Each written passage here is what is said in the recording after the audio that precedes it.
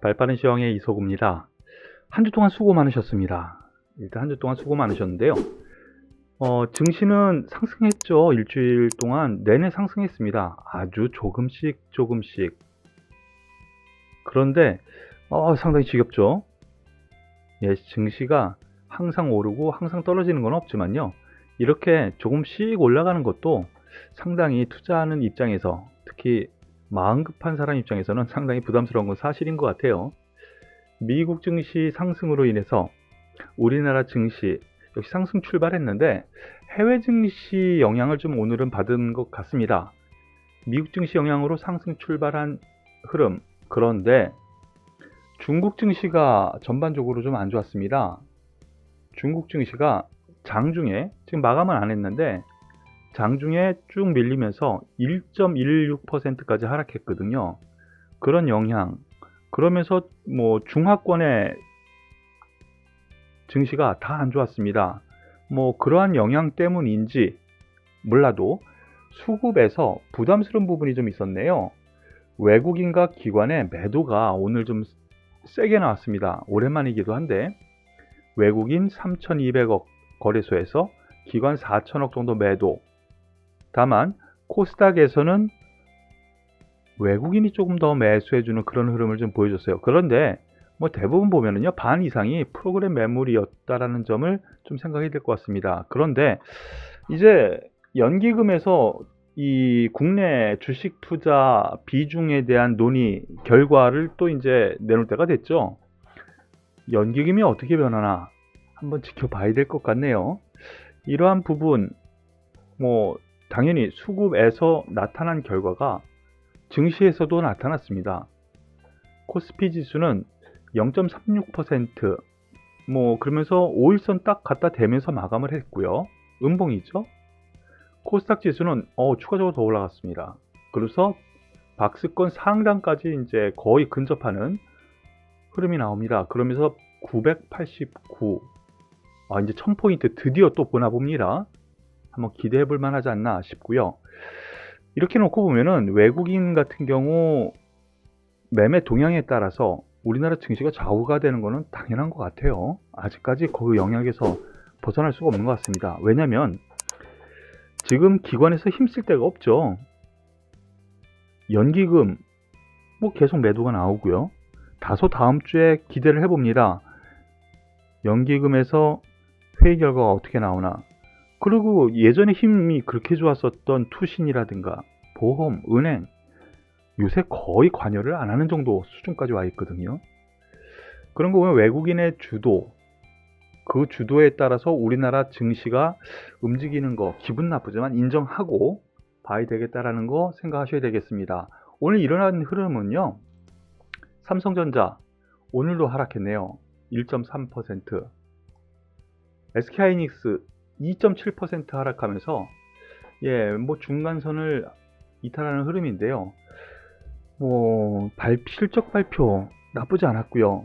미국에서 나스닥 상승도 나쁘지 않았는데 왜 이렇게 하락을 할까라는 부분으로 생각을 하면은요, 아직까지는 시장 전반적으로 흐르는 추세적인 상승, 즉 상단을 뚫으려는 희망은 아직까지는 가지고 있지 않나 봐요.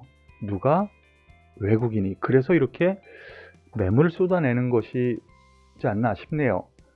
그러면서 현대차 1.3%, 기아차 근 3% 하락하면서 기존 주도주, 즉 시가총액이 큰 기존 주도주가 매도가 나오면서 지수는 하락했고요. 다만 코스닥 강세처럼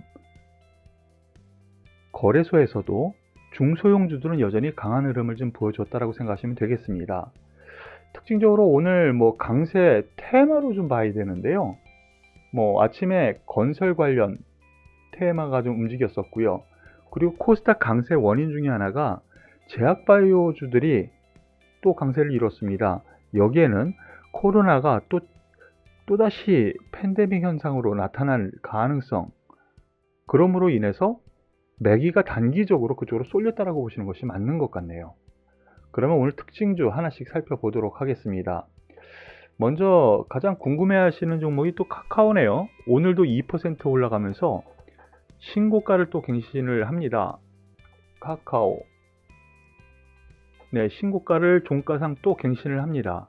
말씀드렸었던 것처럼 이 카카오는 네이버보다 저는 좀 더 선호하는 이유가 지금 뉴스가 이것저것 좀 많이 나오고 있는데요. 이슈가 될 만한, 돈이 될 만한 사업을 계속 진행하고 있다는 거죠.